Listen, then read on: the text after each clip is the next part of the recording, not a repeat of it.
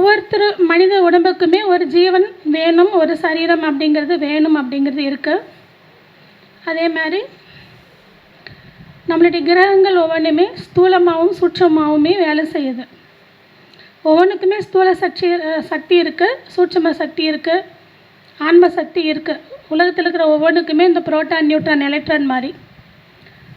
அப்போது அது அந்த பிளானட் வழியாக நமக்கு வெளியில் வருது. அதுதான் சாரம். அதுதான் என்னதுங்க? சாரம் அப்படின்னு சொல்லக்கூடிய ஒரு விஷயம் அப்படிங்கிறத நம்ம பார்க்குறோம்.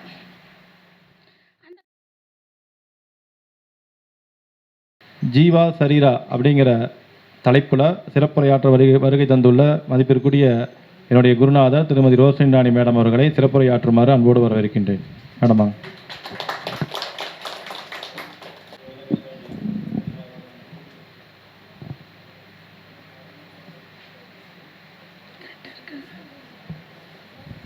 கரெக்டாக இருக்கா?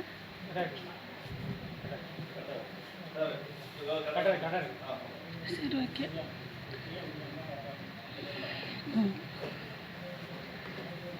அனைவருக்கும் வணக்கம். நாவில் சரஸ்வதி நற்றுணையாக முருகன் முன்னிற்க இன்றைக்கி எனக்கு ஜீவா சரீரா பற்றி பேசுகிறதுக்காக வாய்ப்பு கொடுத்துருக்காரு சதீஷ் சார். உயர் திரு யோக வராகி சக்தி பீட ஃபவுண்டர் சதீஷ்குமார் அவர்களுக்கு, இங்கே கூடியிருக்கும் அனைவருக்கும் முதல்ல எனது மனமார்ந்த நன்றிகள். காலதாமதமாக வந்ததுக்கு ஒரு மன்னிப்பு. சூழ்நிலை.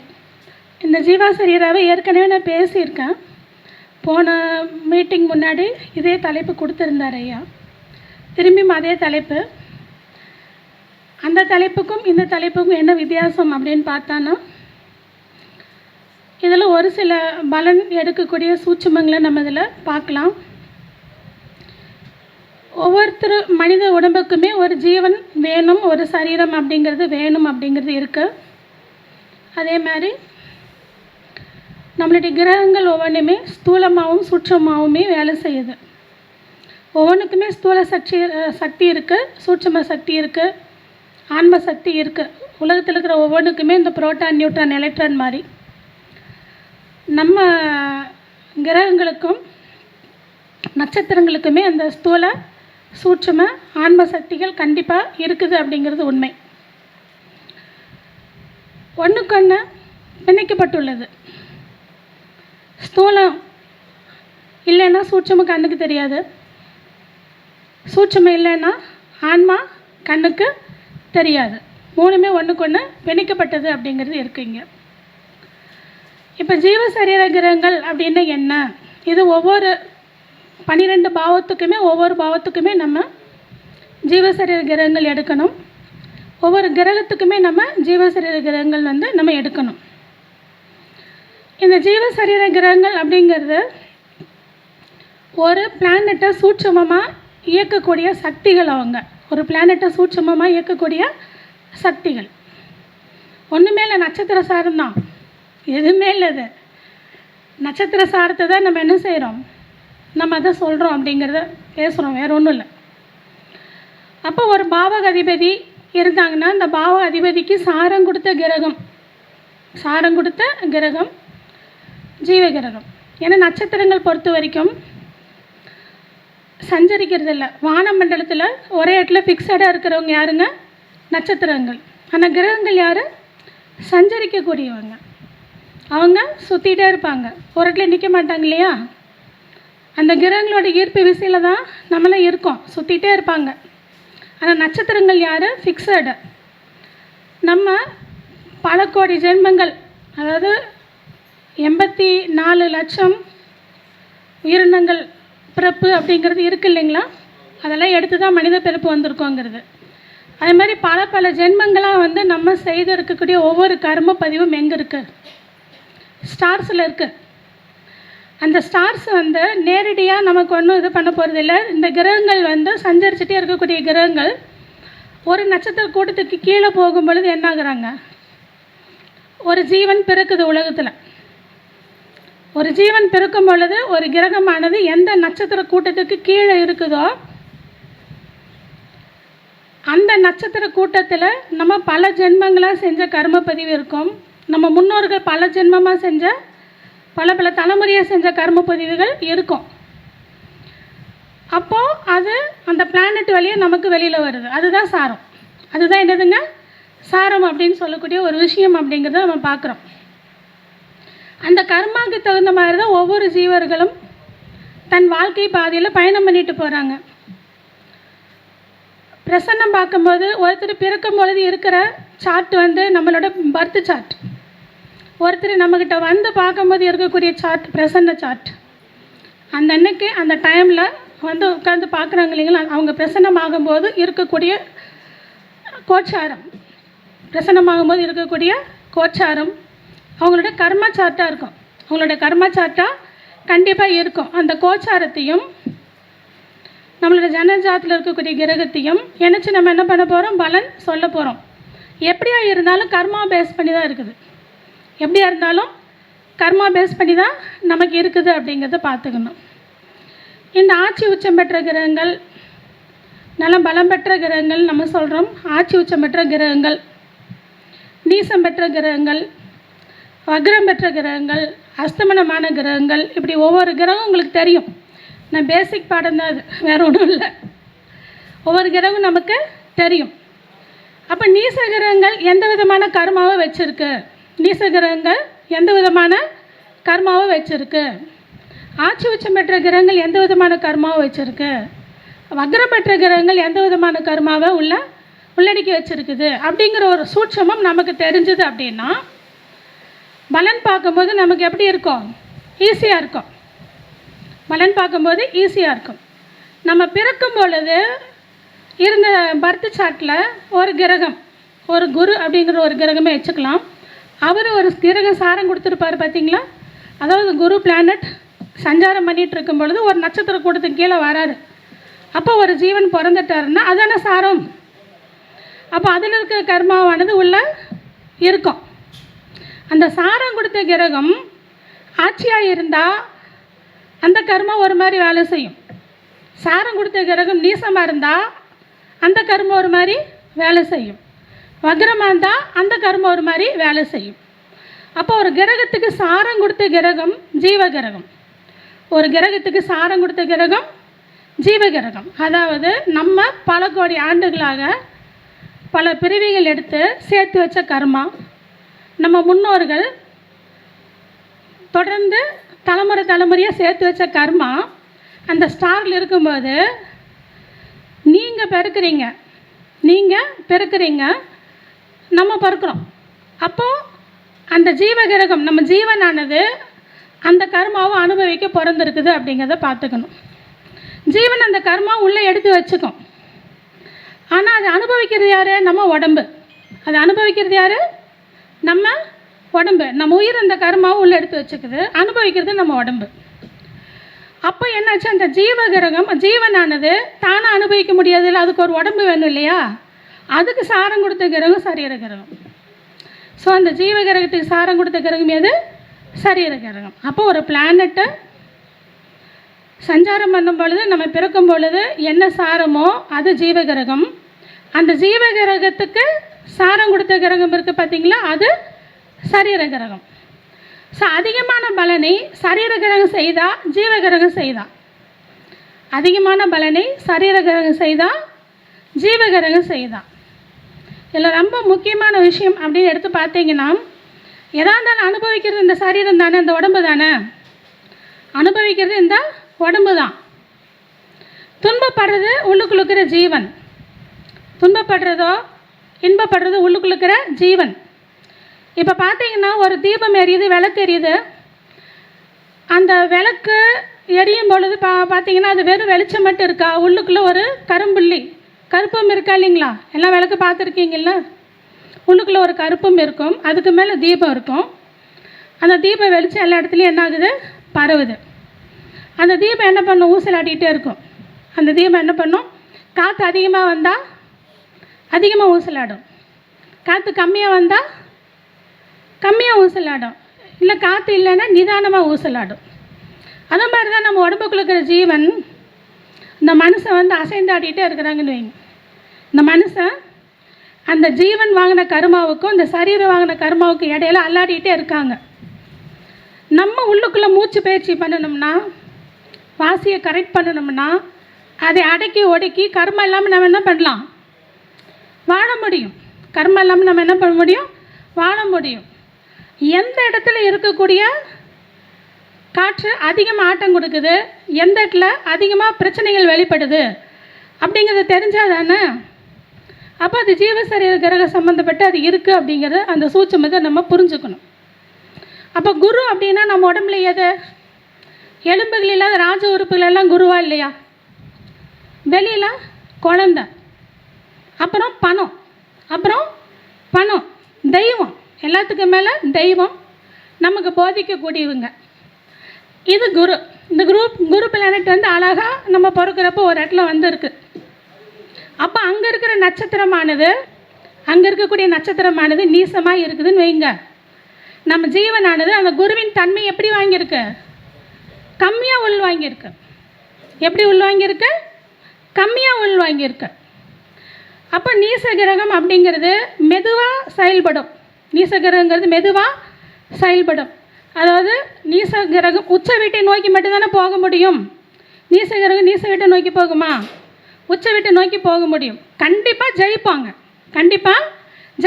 ஏன்? எப்படி? மெதுவாக ஜெயிப்பாங்க, பொறுமையாக ஜெயிப்பாங்க. புரியுதா இல்லைங்களா? உறுதியாக ஜெயிப்பாங்க. கலாம் சார் ஜாட்லாம் பாருங்க, சந்திரன் நீசம், ஆனால் உறுதியாக ஜெயிச்சாரா இல்லையா? ஆனால் நிதானமாக ஜெயிப்பாங்க அப்படிங்கிறத புரிஞ்சுக்கணும். அது மாதிரி உச்சகிரகம் என்ன பண்ணோம்? எடுத்தோன்னே நல்லா ஒரு பிரைட்டாக இருக்கும், வெளிச்சமாக இருக்கும். அதுக்கப்புறம் என்னாகும்? அது நீச வீட்டை நோக்கி தானே போயாகணும். கர்மா கழியுது, கர்மாவானது கழியுது, நீச வீட்டை நோக்கி தான் போயாகணும். பிரைட்டாக இருப்பாங்க. அப்புறம் நிதானமாக என்னாகும்? கொஞ்சம் கொஞ்சமாக அவங்க செயலாற்றல் குறைஞ்சி போகும் அப்படிங்கிற ஒரு விஷயத்தை புரிஞ்சுக்கணும். அப்போ நீங்கள் நல்லா பார்த்துக்கோங்க, நீசகிரகம் அப்படிங்கிறவங்க தன் செயலாற்றலை கொஞ்சம் கொஞ்சமாக அதிகப்படுத்துகிறாங்க. உச்சகிரகம் இருக்கிறவங்க என்ன பண்ணுறாங்க? தன் செயலாற்றலை கொஞ்சம் கொஞ்சமாக குறைஞ்சி போயிட்டுருக்காங்க அப்படிங்கிற விஷயம். அதான் அதிகமான கர்மாவை இங்கே குறைக்கிறாங்க, இங்கே கொஞ்சம் கர்மாவை அதிகப்படுத்தி பேலன்ஸ் பண்ணுறாங்க. அவ்வளோதான், வேறு எதுவுமே கிடையாது இங்கே. ஏன்னா அண்டத்தில் இருக்கிறது தான் பிண்டத்தில் இருக்குது அப்படிங்கிற ஒரு அடிப்படையில் நம்ம இதை எடுத்துகிட்டு வரோம் அப்படிங்கிறது தெரிஞ்சுக்கணும். ஸோ ஜீவா சரீரா கிரகம்ங்கிறது வெறும் சாரநாதனாகவும் அவங்களுக்கு சாரம் கொடுத்த சாரநாதனாகவும் பார்த்தீங்க அப்படின்னா அதில் பெருசாக ஒன்றும் உங்களுக்கு விளங்க போகிறதில்ல. ஆனால் இதை வந்து நீங்கள் ஒரு கர்மா கான்செப்டோடு பார்த்தீங்கன்னு வச்சுக்கோங்க, இது மிக பெருசாக விளங்கக்கூடிய ஒரு சக்தி. இதுதான் உங்களுக்கு என்ன பண்ணுது? உங்கள் வாழ்க்கையில் ஒவ்வொரு நிகழ்வுகளையும் நடத்தி கொடுக்குது. உங்களுக்கு கல்யாணம் ஆகணும், எத்தனாம் பாவகம்? 7ஆம் பாவகம் முதல் கல்யாணம். 7ஆம் பாவகம் முதல் கல்யாணம். 9ஆம் பாவகம் 11 3வது கல்யாணம். அப்படியே போயிட்டே இருக்கலாம். ஆனால் முதல் கல்யாணம் 7ஆம் பாவகம், முதல் குழந்தை 5, 2வது குழந்தை 7, அப்புறம் 9, அப்படியே 3 கொண்டு போயிட்டே இருக்கணும் அப்படிங்கிறத பார்த்துக்கணும். சரிங்களா? இப்போ உங்களுக்கு கல்யாணம் ஆகணும்னா அந்த கல்யாணத்துக்குரிய கர்மாவை அனுபவிக்கக்கூடிய அந்த காலநிலையும் அந்த கிரக நிலையும் உங்களுக்கு கைகூடி வரணுமா இல்லையா? கைகூடி வந்தால் தான் என்ன பண்ண முடியும்? நம்ம அனுபவிக்க முடியும்.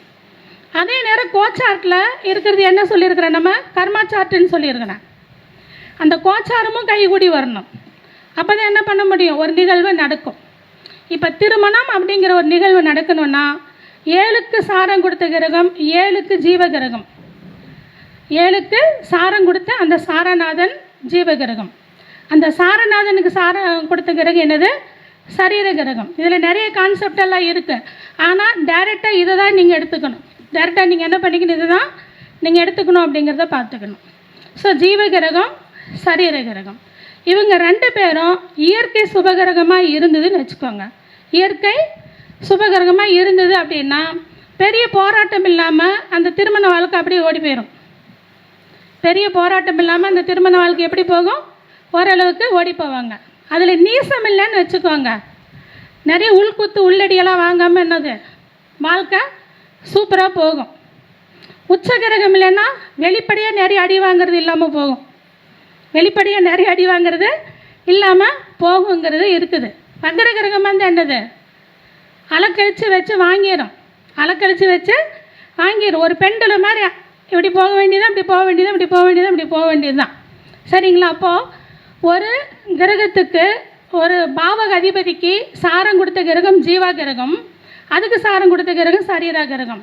இவங்க 2 பேரும் நட்பாக இருக்கணும். முதல்ல இவங்க 2 பேர் எப்படி இருக்கணும்?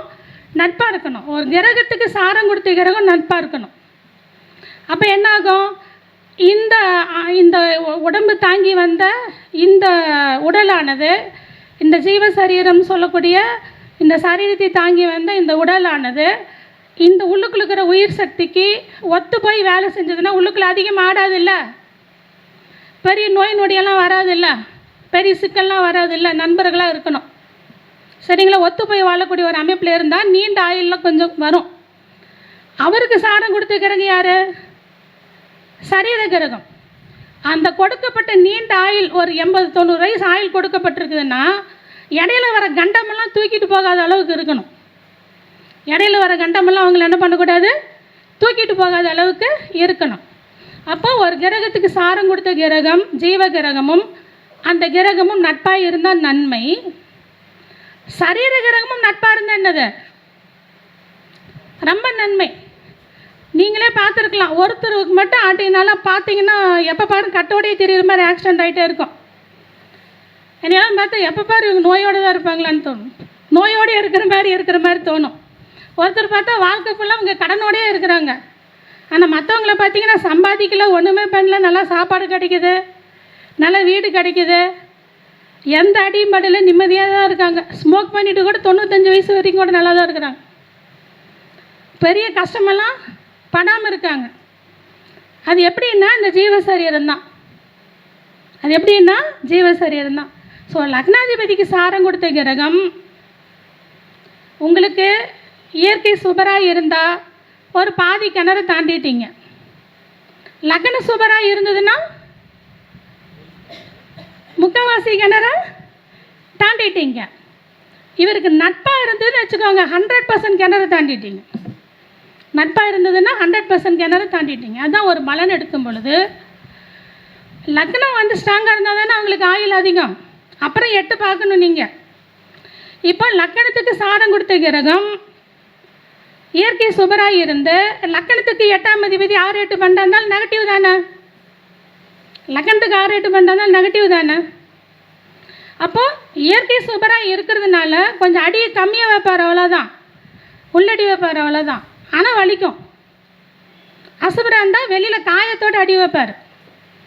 அசுபராக இருந்தால் வெளியில் காயத்தோடு அடி வைப்பார். இங்கே வீட்டுக்குள்ளே 4 செவத்துக்குள்ளே அடி வாங்கிறது. அசுபராக இருந்தால் தெருவில் எல்லோரும் பார்க்க அடி வாங்கி கேவலப்படுறது. இவ்வளோதான் வித்தியாசம். அப்போ ஒரு கர்மா அப்படின்னு எடுத்துக்கிட்டிங்கன்னா லக்கணத்துக்கு சாரம் கொடுத்த கிரகம் இயற்கை சுபராகவும் இருந்து லக்கண சுபராகவும் இருந்து நட்பாகவும் இருந்துட்டாங்கன்னு வச்சுக்கோங்க. அவங்க என்னது எந்த சிரமமும் இல்லாத தன் வாழ்க்கையை அழகாக கொண்டு போவாங்க. அந்த ஜீவன் நல்ல கர்மாவை தாங்கி வந்திருக்கு. அது இந்த உடம்பு அனுபவிக்கணும் இல்லை? பாருங்கள், தாத்தா சொத்து சேர்த்து வச்சுருப்பார். ஒருத்தர் வந்து என்கிட்ட சொன்னார், எங்கள் தாத்தாவுக்கு 1500 கோடி சொத்து இருக்குதுங்க. தாத்தாவுக்கு 1500 கோடி சொத்து இருக்குது. பிரிக்காமல் போனதுனால இன்னமும் பிரிக்காமல் சண்டை போட்டுகிட்டே இருக்கிறாங்க. இன்றைக்கி நாங்களாம் சாப்பாட்டுக்கு திண்டாடுறோங்கிறாங்க. புரியுதா இல்லைங்களா?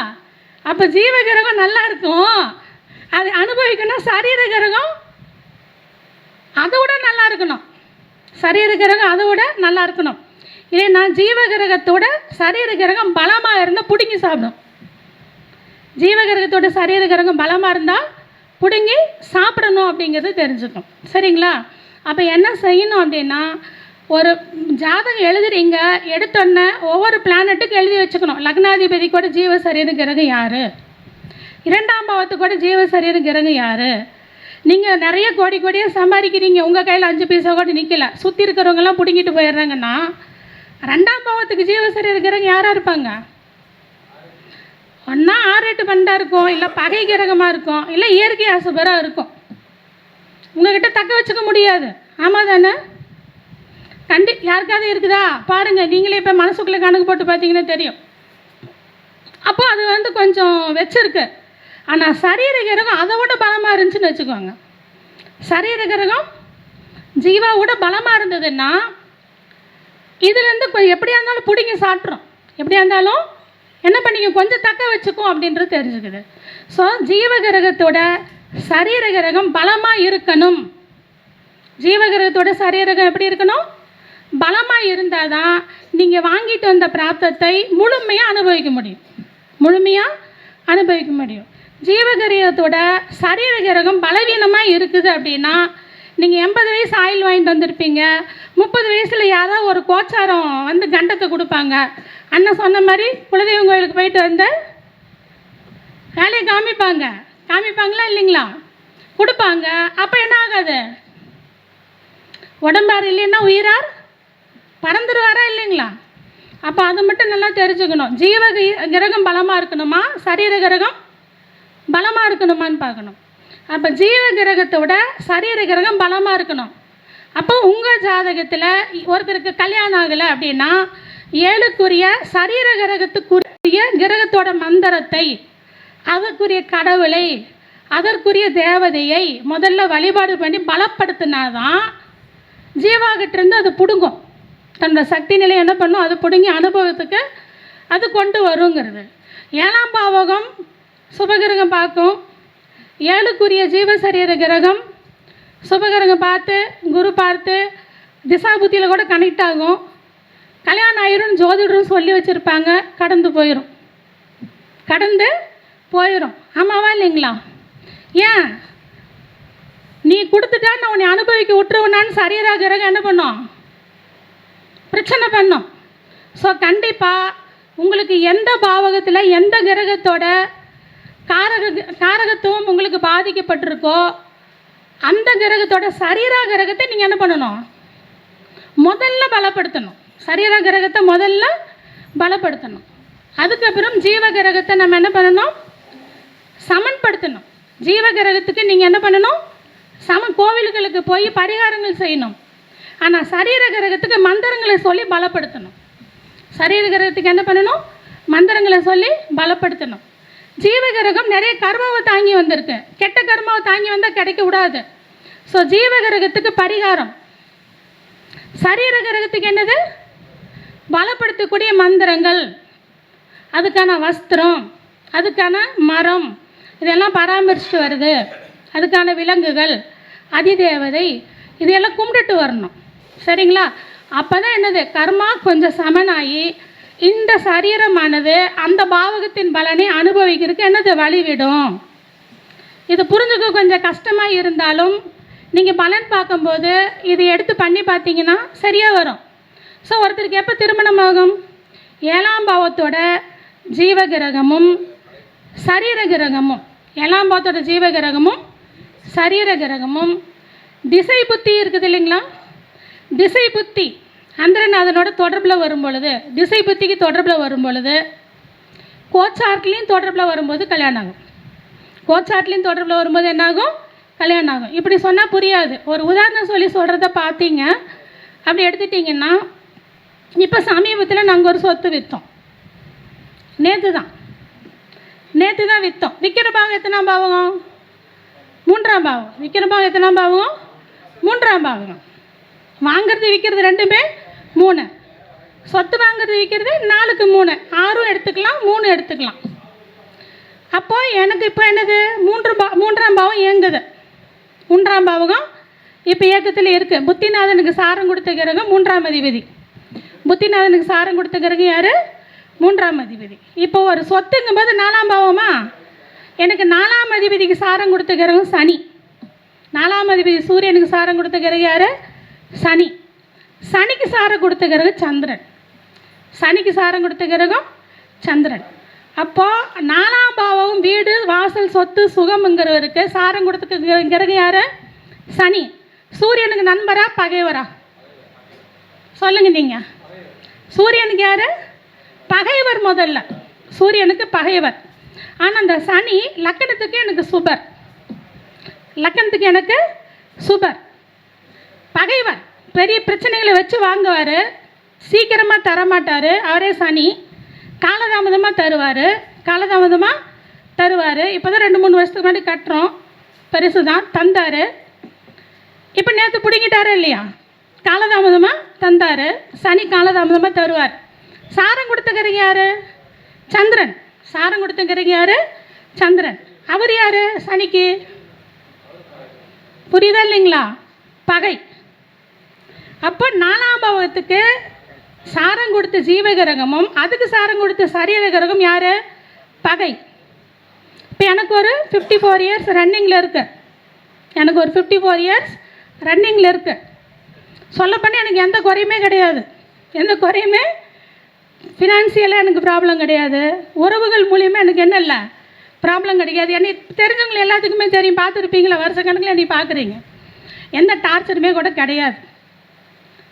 எல்லாமே இருந்தாலும் என் பேரில் ஒரு சொத்து என்னது அமைக்க முடியல. அப்படி அமைச்சதுக்கு அப்புறமும் பிடுங்கிட்டு போகுதா இல்லையா? ஏன் பிடுங்குச்சு? சரீர கிரகம் பலமாக இல்லை.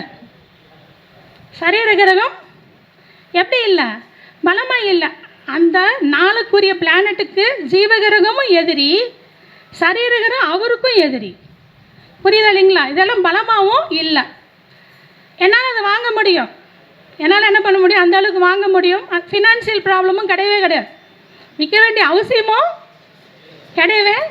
கிடையாதுங்கிறது தெரிஞ்சுக்கணும். விற்க வேண்டிய எந்த ஒரு அவசியமும் கிடையாதுங்கிறது.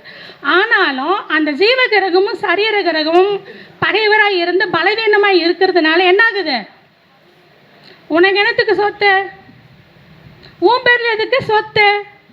உன் புள்ள பேரில் கொடுத்துரு, இல்லை உன் கணவன் பேரில் கொடுத்துரு, இல்லை யார் பேர்லையாவது கொடுத்துரு. உனக்கு எதுக்கு? நீ வேணா இரவலாக குடியிருந்துட்டு போ அப்படின்னு சொல்லிட்டு என்ன சொல்லுது? அது சொல்லுது. 4ஆம் பாவத்தோட ஜீவசரீர கிரகங்கள் சொல்லுது. இப்போ விற்கிறதுங்கும் போது திசை புத்தி கனெக்ட் ஆகணுமா இல்லைங்களா? நேற்று தானே விற்றோம். இப்போ ரிஷப லக்னம் எனக்கு 4ஆம் அதிபதி அவர், சரிங்களா? சனி 3ல் தான் இருக்கிறார், விற்க போகிறாரு. சனி சாரம் வாங்கியிருக்கிறாரு சந்திரன். இப்போ கோச்சார்ட்டில் அந்த தசாபுத்தி கனெக்டில் வரும்போது தானே விற்க முடியும். அப்போ 4க்குரிய ஜீவசரீர கிரகம் சனி சந்திரன். 4க்குரிய ஜீவசரீர கிரகம் யார்? சனி சந்திரன். சனியும் சந்திரனும். இப்போ விற்கிறது 3 தானே? விற்கிறது யார்? 3 தானே? 3க்குரிய ஜீவசரீர கிரகம் பார்க்கணும். 3ஆம் அதிபதி சந்திரன். 3ஆம் அதிபதி சந்திரன் அவர் சூரியன் சாரம் வாங்கியிருக்கிறார். 3ஆம் அதிபதி சந்திரன் சூரியன் சாரம் வாங்கியிருக்கிறாரு. சூரியன் சனி சாரம் வாங்கியிருக்கிறார். சூரியன் சனி சாரம் வாங்கியிருக்காங்க, சரிங்களா?